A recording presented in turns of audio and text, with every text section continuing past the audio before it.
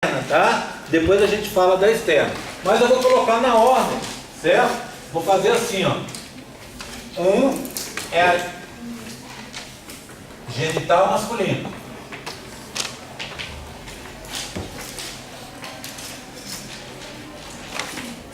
Um genital externo.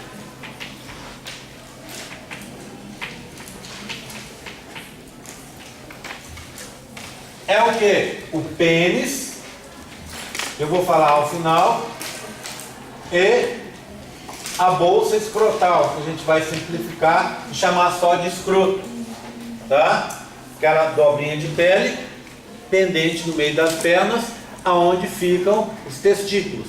O testículo está dentro, então para mim é uma genitália interna, tudo bem? É uma estrutura interna. Então vamos falar da genitália interna. 2. Interno. Eu vou começar com o testículo. Bem, olha aqui, ó, tem um modelo do masculino aqui para mostrar para vocês. Esse é o testículo, um de um lado, aqui de rosinha, outro do outro, tá vendo? Aqui estão os testículos, tá bom? De um lado e do outro. Bem, o que acontece?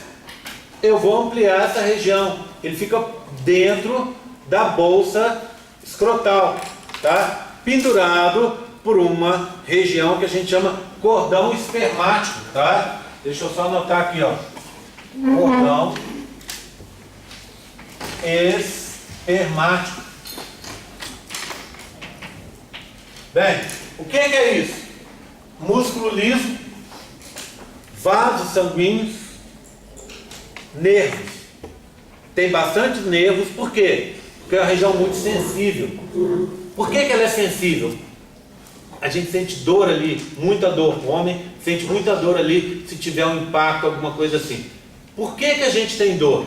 A gente tem dor em locais que tem que ser protegidos. Então por isso que tem tantas terminações nervosas ali, para a gente sempre se lembrar. Ao levar uma batida ali, não vai levar mais, né? Porque você vai se cuidar, sabe que a dor que dá é uma dor horrorosa. Para proteger o conteúdo interno, que é muito importante. Mais ainda, você tem músculo liso para controlar a temperatura do testículo. Tá calor que nem hoje? O músculo fica flácido e o testículo fica abaixo, solto, longe do corpo. Tá frio, o músculo puxa ele, tá? E traz. Tem um músculo que vai puxar o testículo, a gente chama esse músculo de cremaster, ele puxa o testículo para cima.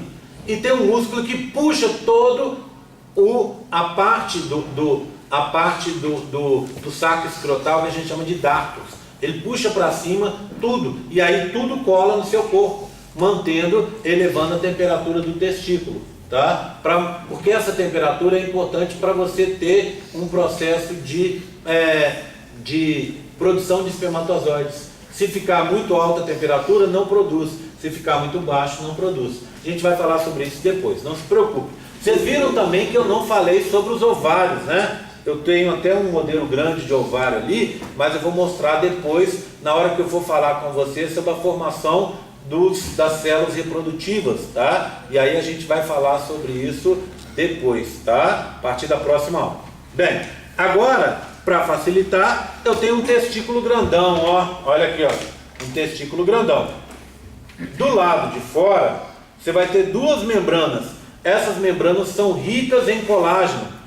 Para quê? Para proteger. Lembra, o colágeno é aquele cabo de força que vai, aqui está em todas as direções, protegendo a estrutura interna. Em duas membranas.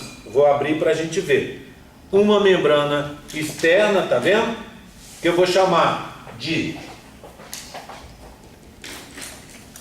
túnica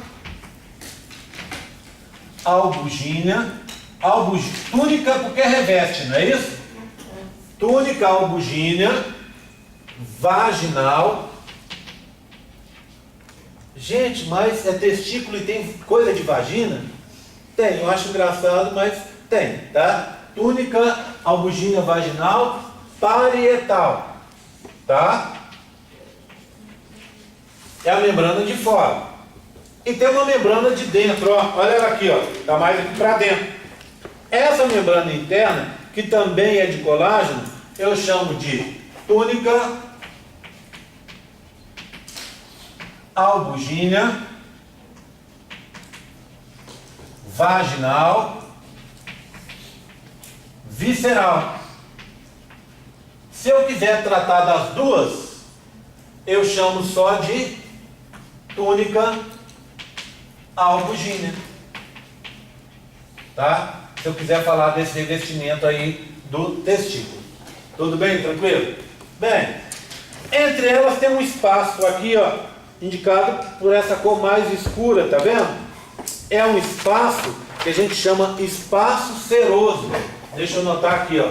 Colocar assim, entre as duas eu tenho o tal do espaço seroso. Conhece, tá? Cheiroso é outra coisa, não é? Espaço seroso. Esse espaço é o que a gente chama um espaço virtual. O que é um espaço virtual? É que ele, na verdade, ele praticamente não existe. Você tem uma membrana em cima, uma membrana embaixo. Entre as duas, um pequeno espaço com um pouquinho de líquido. Você deve estar pensando aí, opa, mas para que eu tenho isso, pô? Por que eu não tenho as duas membranas coladas? Para proteção. Então imagina, um impacto no testículo. Bate na parte de fora, na membrana de fora. A membrana interna, como ela tem um espaço e ela está um pouco para dentro, ela pode se mover, proteger o conteúdo, protegendo o conteúdo interno. Ou a de fora se move no impacto e a de dentro não se move, tá vendo? Então isso acaba protegendo a estrutura do testículo, tá? Agora, esse espaço, ele pode se encher de água, tá? Ele pode se encher de líquido em condições patológicas. Já ouviram falar que a cachumba fica recolhida? O que é cachumba recolhida? O vírus, cachumba a gente chama parotidite, it é inflamação, né? Parotidite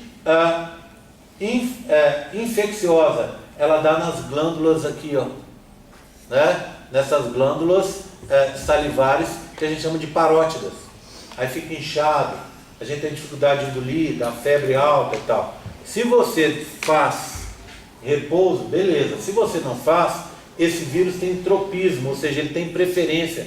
Ele desce pelo sangue e vem para o testículo. Aí o seu testículo, menino, que é desse tamanho, vai ficar desse, ó, inchado, porque toda inflamação junto vão células de defesa para atacar. Toda infecção, células de defesa dão de cima. E com as células de defesa dá líquido. Por isso que toda vez que você tem uma perebinha, dá o quê? Tem uma coisinha, dá aquela perebinha, aquela inflamaçãozinha, né? Com líquido lá dentro. Se você espremer, sai líquido. Por quê? Porque uma das coisas que seu organismo faz é levar líquido para ali para diluir aquelas substâncias tóxicas. Então dá líquido ali e esse líquido vai ficar aqui também no espaço seroso. E quando volta, você arrebenta, porque era uma estrutura rígida, né? Lembra? Colágeno, rígido? Aí ela inchou, aí ela arrebenta. Arrebenta essa túnica albugínea. E a pessoa que teve esse tipo de problema, essa cachumba, o que acontece? Cachumba recolhida, se você olhar, vamos supor que ela tem de um lado só. Um lado, onde não teve, está o testículo lá, uma bolinha. Do outro lado, tem uma massa disforme dentro da bolsa escrotal. Essa massa disforme deixa, lá dentro tem a estrutura dela, mas ela deixa de ser efetiva para produzir espermatozoides. Então o cara que teve cachumba recolhida, ele perde, naquele lado que ele teve, ele perde a produção de espermatozoides, não fica mais efetivo. Então a produção de espermatozoides dele cai à metade por causa disso. Tudo bem? Tranquilo? Bem, onde são produzidos os espermatozoides? Nessas bolsinhas aqui em azul, tá vendo? Ó, eu tenho três abertas aqui e duas fechadas. E aqui embaixo eu tenho mais duas, tá vendo? Por que eu pedi para fazer esse buraco aqui? Pedi para fazer esse buraco vai indicar para vocês que na verdade eu tenho 1, 2, 3, 4, 5, uma quantidade aqui em cima, por baixo delas eu tenho outra. eu tenho várias camadas dessas bolsinhas. Essas bolsinhas, pequenos lóbulos, eu chamo de lóbulos testiculares. Então, ó, lóbulos testiculares. Esses lóbulos, eu tenho mais ou menos em torno de uns 40 a 50 por testículo, tá? E eles são separados por um espaço onde eu não tenho lóbulo. Esse espaço são os septos testiculares. Então, olha aqui, ó. Acompanhe comigo. Um lóbulo, outro lóbulo. No meio deles um septo, tá vendo? 100 lóbulos. Um lóbulo, outro lóbulo. No meio dele um septo. Então, os septos separam os lóbulos. Ok? Tudo bem? Tá? Então, e dentro dos lóbulos? Tá vendo aqui, ó? Eu tenho uma estrutura verde. Essa estrutura verde é um fiozinho bem fino, da ordem de uns 10% de um fio de cabelo. Portanto, ele é muito fininho, mas ele é comprido. Ele pode ter 80 centímetros.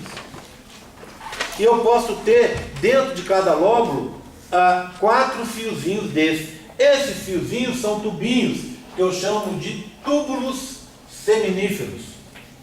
Túbulos seminíferos.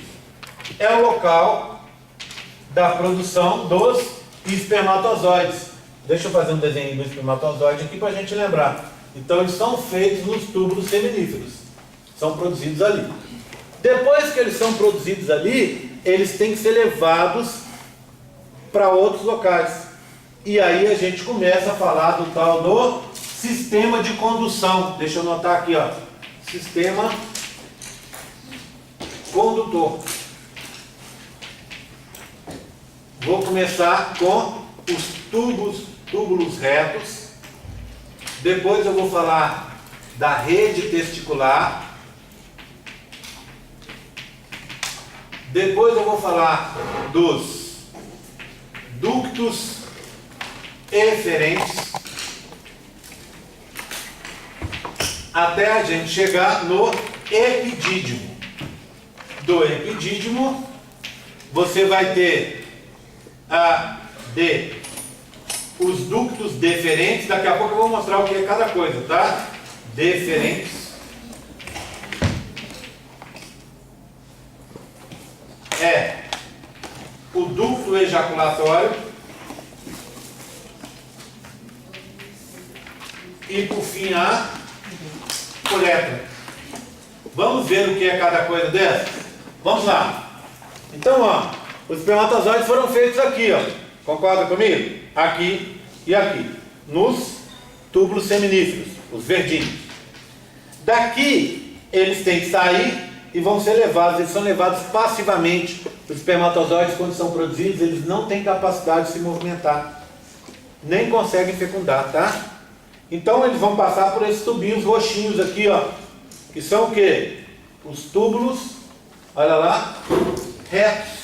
Tá aqui, ó. Túbulos retos. E depois eles vão parar nessa redinha. Tá vendo essa rede aqui, ó? Eu chamo isso de rede testicular. E em alguns livros a gente ouve o termo latim, que quer dizer, em latim, que quer dizer rede testicular também, que é het testis. Het testis ou rede testicular. Aqui, ó. Então, os espermatozoides vêm dos túbulos seminíferos, passam pelos túbulos retos e vêm para a het testis, rede testicular. Daqui, ó, você tem em torno de 8 a 10 desses tubinhos aqui, ó. Esses tubinhos são os chamados ductos eferentes. Tá vendo? Aqui de rosa, ó. Então, ductos eferentes. O que quer dizer eferente? Você sabe? Eferente quer dizer assim, ó, algo que leva de um lugar para outro. Então ele está levando os espermatozoides dessa região, que é o testículo, para uma outra região, que é essa região aqui de fora, meio que faz como se fosse uma meia-lua em volta do testículo. Esse aqui, ó, é o chamado epidídimo. Os meninos depois podem sentir esse epidídimo. Se você apalpa o escroto, vai achar o testículo. Do lado do testículo você vê como se fosse uma meia-lua assim, ó, tá? Esse é o epidídimo. Epidídimo também ele é cheio de tubinhos. E ele é dividido em 3 regiões: a cabeça, o corpo e a cauda. Os espermatozoides produzidos aqui, dos túbulos seminíferos e levados até o epidídimo, aqui eles vão amadurecer. Eles vão, só para vocês terem uma ideia, quanto tempo você leva para produzir o espermatozoide? 15 dias aproximadamente. E esses espermatozoides, apesar de terem sido produzidos, não estão prontos para fecundar. Eles vão levar 90 dias, mais ou menos, para ficarem prontos. Então, o espermatozoide que eu tenho hoje, pronto para eu fazer uma ejaculação, ele foi produzido há 120 dias atrás. Então, 30, 60, 90, 120. 4 meses. Eu levo 4 meses para produzir um espermatozoide. Mas, lembra dessa região que eu contei para vocês? Os túbulos seminíferos, que são 10 fininhos, senão não caberia, né, uma estrutura desse tamanho. Então, eu tenho o quê? Em torno de 2 a 4, de 1 a 4 túbulos seminíferos por lóbulo testicular. 1 a 4. Cada um tem 80 centímetros. Pode ter até 80 centímetros. E eu tenho 50 tubinhos desses. Então eu tenho muitos locais para produzir espermatozoides. Por isso que eu produzo tanto. Apesar de eu levar 4 meses para produzir um único espermatozoide. Concorda comigo? Mas em cada região dessa ali, está começando a produzir, em cada horário, em cada dia, eu tenho regiões em que eu estou começando a produzir espermatozoides. O processo funciona como se fosse em ondas, entendeu? Começa aqui, vai para ali, depois vai para lá, depois vai para lá, e assim vai acontecendo. Aí eu produzo muito. Só para vocês terem uma ideia, eu em média consigo liberar numa ejaculação, qualquer menino consegue, né? Em média 250 milhões de espermatozoides. Mas eu consigo liberar até 400 milhões, e não é nada de anormal nisso. Só para vocês terem uma ideia da quantidade, se um cara produz só 10% disso, ou seja, 25 milhões, só 10% dos 250, não é isso? Ainda assim ele não é considerado infértil. Bacana, né? Então a gente produz muito mais para garantir, para ter uma chance maior de fecundação. Então aqui os espermatozoides vão amadurecer. Vão ficar aqui, se você não usar, ele morre. O espermatozoide fica velho e é destruído. Todo dia eu tenho espermatozoides sendo destruídos. Agora, eu vou ter um orgasmo. Orgasmo no sexo masculino é praticamente sinônimo de ejaculação, não é isso? Então eu vou ejacular. No momento da ejaculação, os espermatozoides que estão aqui embaixo vão ser levados por esse tubo aqui, ó, que é o ducto deferente. Você vai ler lá e vai falar: opa, o professor escreveu errado. É diferente, professor. Diferente é outra coisa. É deferente. Deferente quer dizer assim, ó, leva de um lugar para fora. Então ele é o ducto que vai começar a levar os espermatozoides para fora, para eles saírem lá na cabeça do pênis. Então ele é azul, né? Vamos dar uma olhada? Olha aqui, ó. Testículo, epidídimo, o ducto deferente. Ele está aqui, ó. Então imagina em mim, ó. Eu estou aqui. Concorda? Estou assim. Então o que acontece? Ó, o testículo está aqui. Aí vem um ducto que sai da bolsa escrotal, lá pelo cordão espermático, sai e dá a volta, ó.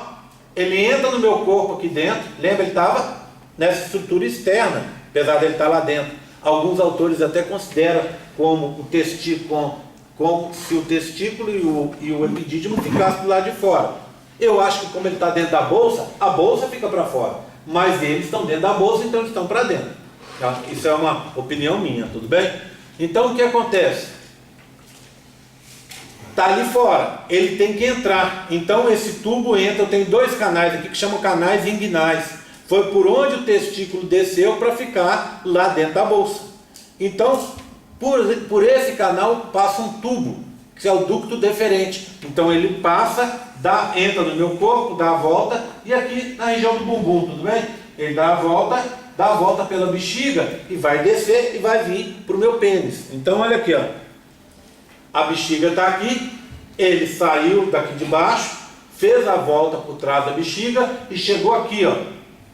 Essa região onde ele vai chegar embaixo da bexiga é uma região muito famosa, que eu chamo de próstata.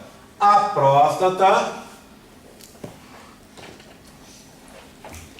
faz parte de uma região que eu chamo glândulas anexas ou sexuais anexas. São quatro, são três. A primeira delas é a próstata. A segunda é o que a gente chama vesículas seminais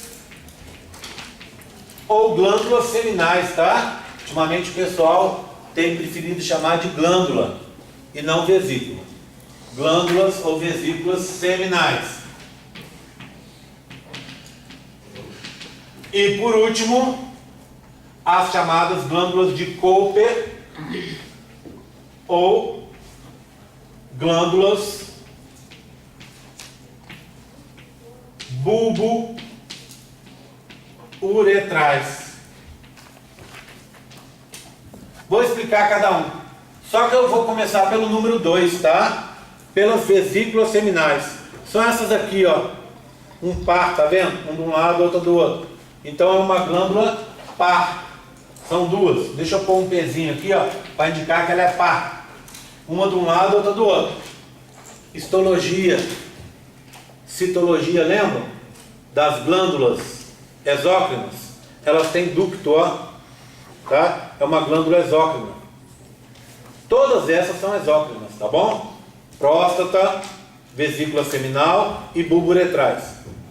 A próstata está aqui. As vesículas seminais estão chegando na próstata. E as bulbo-uretrais, cadê? Olha aqui, ó. Tá vendo uma bolinha azul aqui, ó, na base do pênis? E uma bolinha azul aqui do lado de cá? É um par. Então, essa aqui, ó, é par também. A bulbo-uretral é um par. E a próstata, ela é isolada, ela é ímpar. É uma glândula sozinha.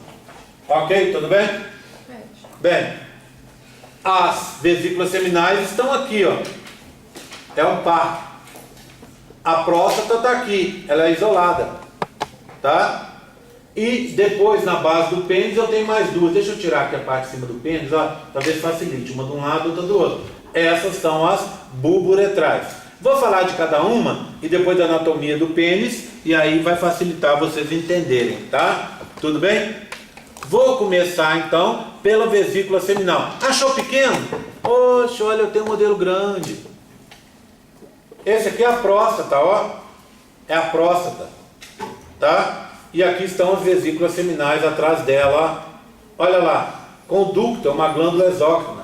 Próstata tá aqui e aqui na base aqui eu teria as duas bulbo-uretrais. Vamos começar falando da vesícula seminal, que é a primeira que apareceu aí no trajeto. A vesícula seminal se chama seminal porque é ela que vai produzir a maioria do sêmen. 60% do sêmen vem dessa vesícula seminal, ok? Então, 60% vem dela. Então, a maioria do sêmen vem dela. Ah, espera aí, Gé. Então quer dizer que o sêmen começa a ser produzido depois que eu ejaculo? O espermatozoide está lá no epidídimo. Quando ele sai com um pouquinho só de líquido, que ele não pode sair no seco. Esse líquido vai perfazer em torno só de 5% do sêmen. Os outros 95% são acrescentados à medida que esses espermatozoides vão passando pelas regiões ali onde eu tenho esses ductos, o ducto deferente e depois os outros, tá? Então, o que acontece? 60% vem da vesícula seminal. Eu vou depois falar novamente, mais ao longo do curso, da vesícula seminal. Mas eu quero lembrar de um constituinte dela, hoje já, é a frutose. Frutose, vocês conhecem mais do que eu, não é isso? O açúcar das frutas. A frutose é um isômero ótico da glicose, ou seja, é uma glicose com os átomos numa disposição um pouco diferentes. Quando você vai fazer respiração celular, a primeira coisa que você faz é transformar a glicose em frutose, não é? Glicose, frutose, são todos carboidratos que servem para dar energia. É produzido em grande quantidade no sêmen. Para quê? Alguém tem ideia? Para nutrir espermatozoide? Exatamente, cara. Para nutrir espermatozoide. Essa resposta é fácil. A próxima talvez seja mais difícil. Por quê? Alguém tem ideia? Precisa de energia para nadar. Tudo bem, mas aí não está me respondendo totalmente. Sabe o que acontece? Os espermatozoides são as menores células em volume do corpo humano. Elas são muito pequenas. E como elas têm um volume muito pequeno, bem, primeiro, por que elas têm volume pequeno? Porque elas têm que ir muito longe para fecundar. Então elas têm volume pequeno. Como elas têm volume pequeno, no interior delas não tem nenhuma reserva, não tem gorduras, não tem carboidratos. Mas elas, óbvio, como você falou, precisam de energia. E energia vem da onde? Da frutose que está no sêmen. Tá? Então, primeira coisa. Segundo, a próstata. A próstata produz substâncias alcalinas. Também produz mais de 200 compostos, tá? Vou falar deles aí ao longo do curso. O primeiro que me interessa são as substâncias alcalinas. Sabe por quê? Já falei isso hoje. Lembra da história que eu contei para vocês que o trato genital feminino é desprotegido? Ou seja, uma bactéria poderia entrar pela vagina, alcançar o útero, passar pelas tubas e cair no abdômen? Não acontece isso porque você tem mecanismos de defesa. Um deles é ter uma acidez elevada na vagina e principalmente na primeira parte do útero, aqui no canal cervical, do cérvix. Por que você tem essa acidez elevada? E de quanto que ela é elevada? Você tem um pH baixo, em torno de 3,5, 3,8, 4. Já é um pH, só para vocês terem uma ideia de comparação, é o pH do ácido acético. O vinagre que a gente usa é ácido acético diluído, e ele é ácido, bem ácido. Imagina o ácido acético mesmo, queima. O pH que você tem aí é o pH equivalente ao ácido acético. Então ele queima as bactérias que estão aí, que são bactérias nocivas. Mas aí você tem bactérias que estão do bem, que são bactérias da sua flora bacteriana endógena. São bactérias que colonizam essa região e vivem muito bem nesse meio ácido. E assim, você tem bactérias do bem aí, e ao mesmo tempo, essas bactérias do bem protegem o seu corpo contra as bactérias do mal. No curso de vocês estão sempre falando disso, né? Eles estão descobrindo cada vez mais essa história da importância das bactérias para a vida da gente. Vocês já ouviram falar? Desculpa o termo, que é um termo horrível, e desculpa principalmente pelo horário, né? Mas é um termo que se usa, não fui eu que inventei, o tal de transplante de fezes. Já viram o que é? O termo é horrível, né? Mas basicamente é o quê? Você tira o bolo fecal de uma pessoa, foi feito inicialmente com ratos e deu muito certo. E hoje eles estão tentando fazer com pessoas, ainda meio que de forma experimental, mas tem gente que já está aplicando isso. Você tira do bolo fecal de pessoas saudáveis, de pessoas, às vezes eles usam isso, é uma alternativa para tratamento contra obesidade. A pesquisa inicial foi feita assim: você tinha um rato muito gordo e ratos magrinhos, que não engordavam, tinham mais dificuldade para engordar. Eles pegaram o cocôzinho do rato, separaram as bactérias, usaram um medicamento e mataram as bactérias do trato digestório do rato gordinho, e pegaram essas bactérias que foram isoladas das fezes do rato magrinho e injetaram ali. O que essas bactérias fizeram? Colonizaram o trato digestório do ratinho gordo. Incrivelmente, o ratinho gordo emagreceu. Tá vendo? Claro que com a gente Não é tão fácil assim, mas tem gente tentando. Não sei que ponto que essas coisas estão, tá? Mas é uma coisa bem interessante. Estou só contando isso para contar para vocês o que se tem hoje de novidade na área, mas também para dizer para vocês que você tem bactérias endógenas no nosso corpo inteiro, inclusive no interior do útero e da vagina. E essas bactérias, elas inclusive, elas são responsáveis pela produção dessa acidez que está aí, porque você vai liberar muco, esse muco vai ser atacado pelas bactérias que vão fermentar e vai formar ácido, tá? Então esse ácido que vai te proteger, certo? Bem, esse ácido lático que vai estar ali presente. Bem, isso me leva a uma outra coisa. Já viram aquela história, cheiro de comida? Já viram aquela história de pessoas que usam demais sabonete íntimo? Sabonete íntimo não deve ser usado, tá, gente? Ai, mas eu tenho um cheirinho que me incomoda. Bem, se você tem um cheirinho, você tem que ir ao médico, tá? Todo mundo, essa região tem um cheirinho mesmo, característico dela. Mas se o cheirinho está ruim, ou ficou diferente, está te incomodando, tem que ir ao médico. Ele pode, inclusive, passar o sabonete íntimo para você, mas você não deve ir na farmácia e comprar. Por quê?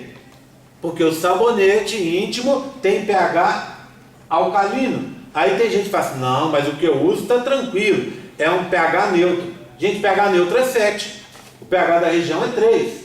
Então você vai elevar o pH e pela ação do próprio sabonete vai matar as bactérias que estão ali, as boas. E óbvio, vai abrir espaço para as ruins. Aí a pessoa usa, agora começou um corrimento, olha só.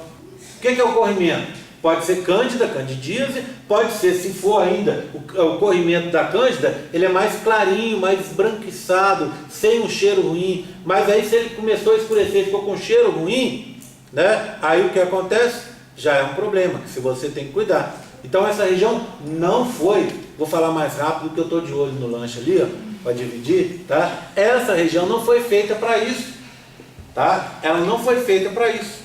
Não é para você usar no dia a dia. Menino é a mesma coisa.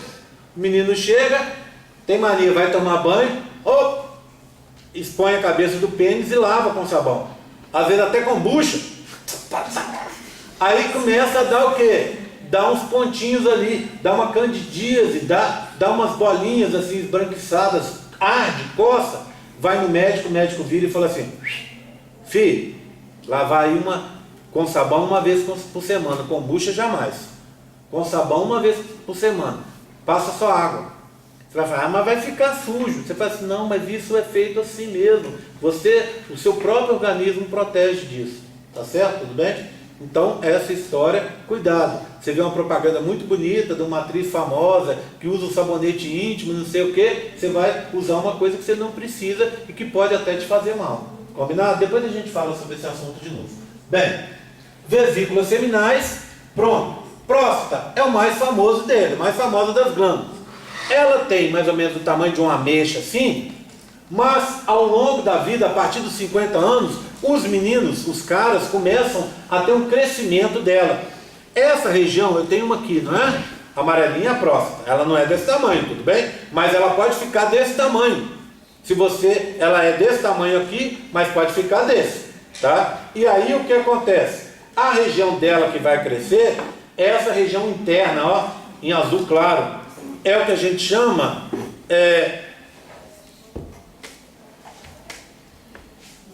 Calma aí que sumiu.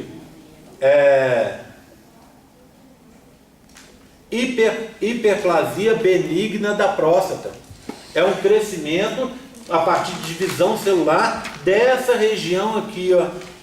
E ela faz com que toda a próstata cresça. Aqui, o que é isso aqui, hein? Laranja? É o canal da uretra. Então ele vai ser exprimido por essa região. E ao ser exprimido, pode acontecer, se ela cresce, e é benigna, tá? É hiperplasia benigna da próstata. Eu falei displasia? Se eu falei displasia, estou com displasia na cabeça. É hiperplasia benigna da próstata. Ela cresce. E aí ela espreme a uretra. Ao espremer a uretra, a pessoa pode ter dificuldade para urinar.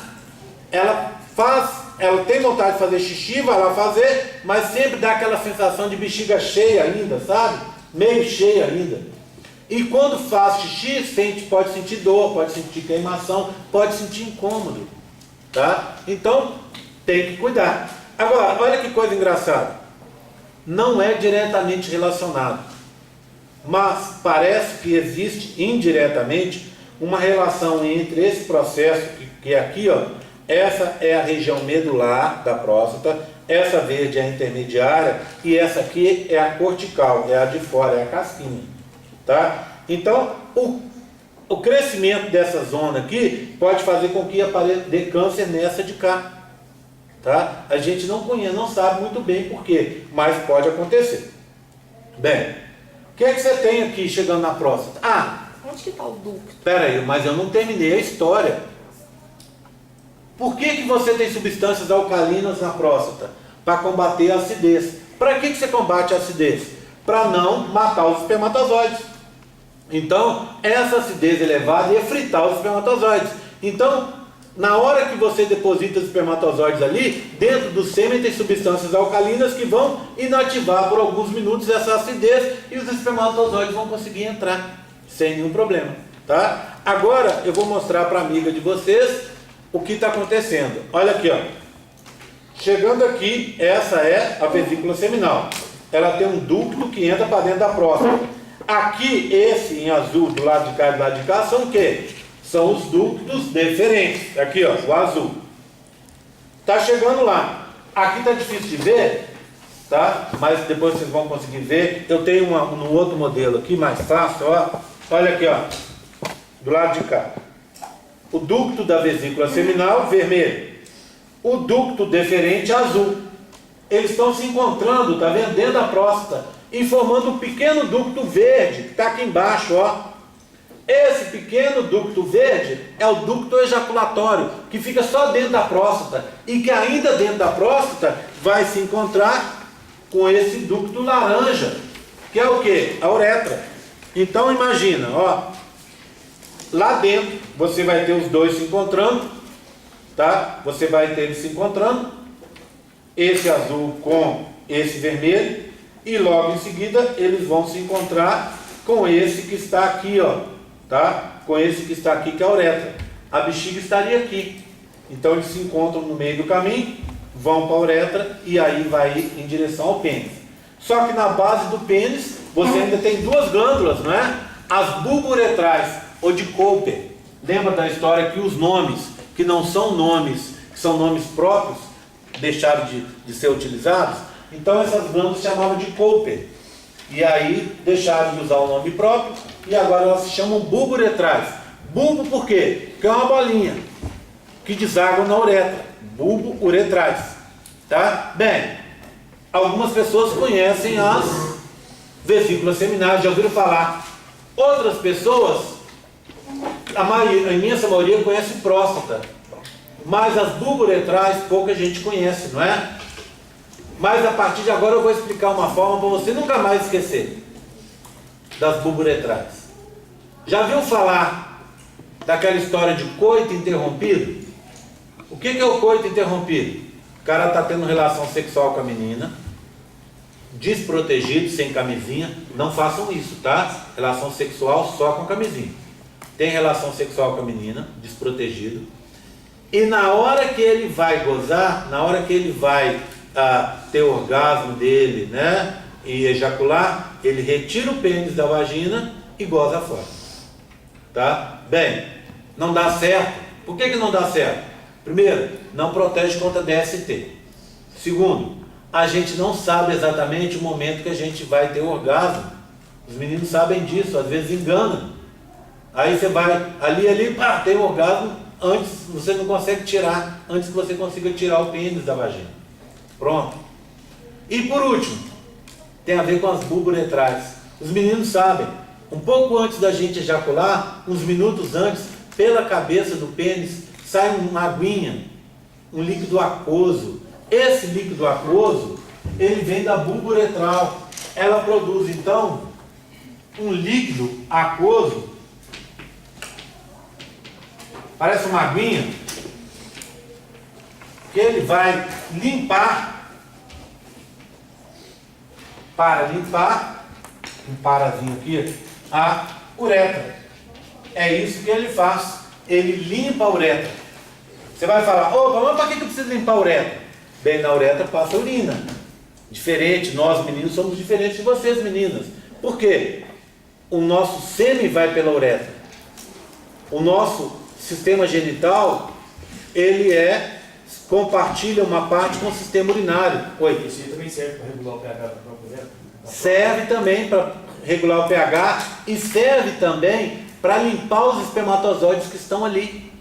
Dentro dessa uretra você tem um monte de reentrâncias, muitas são glândulas, aberturas, ductos de glândulas, e principalmente perto da glande, em que a uretra fica maior, forma que a gente chama fossa navicular, você tem muitos espermatozoides que ficam ali. Espermatozoides duram dentro do meu corpo 72 horas, às vezes até um pouco mais do que isso. Então imagina, eu tive uma relação sexual ontem, ou me masturbei. Os espermatozoides vão estar vivos durante 3 dias. Aí eu tenho uma relação sexual desse tipo que eu contei para vocês, coito interrompido, desprotegido. Um pouco antes de eu ejacular e tirar fora o pênis, ó, deu certo. Sai essa aguinha pelo pênis para lavar. E aí o que ela faz? Cata esses espermatozoides que estão ali, tira esses espermatozoides que estão ali e leva para dentro da vagina da menina. Você vai falar, mas são poucos? São poucos, alguns milhares. Você vai falar, não, mas numa ejaculação são milhões. Você está falando, vamos supor, chutar um número, 10 mil espermatozoides, é pouco. Mas aí você tem que lembrar que age uma famosa lei, né, que rege o universo. A lei de Murphy, que é aquela lei que diz que se tem uma chance de dar errado, vai dar errado. E você precisa de um espermatozoide só para fecundar. Portanto, por isso que a gente tem esse monte de gravidez indesejada aí. Tá certo? Tudo bem? Então, é a bulbo uretral que tem a ver com essa história, tá? Tudo bem? Tranquilo? Eu tenho mais 5 minutos. Eu vou fazer o seguinte, fiquei satisfeito, consegui falar de tudo, só não vou falar da genitália externa hoje, que é o pênis, tá? Vou falar sobre a anatomia do pênis na próxima aula, porque eu preciso fazer chamada, tá? Então, no começo da próxima aula, por favor, na parte prática, não, vamos combinar assim, eu falo na parte teórica lá na aula. Eu começo a aula da semana que vem às 7 da manhã falando sobre pênis, para as 2 turmas, tá? Posso desligar? Pode desligar, por favor.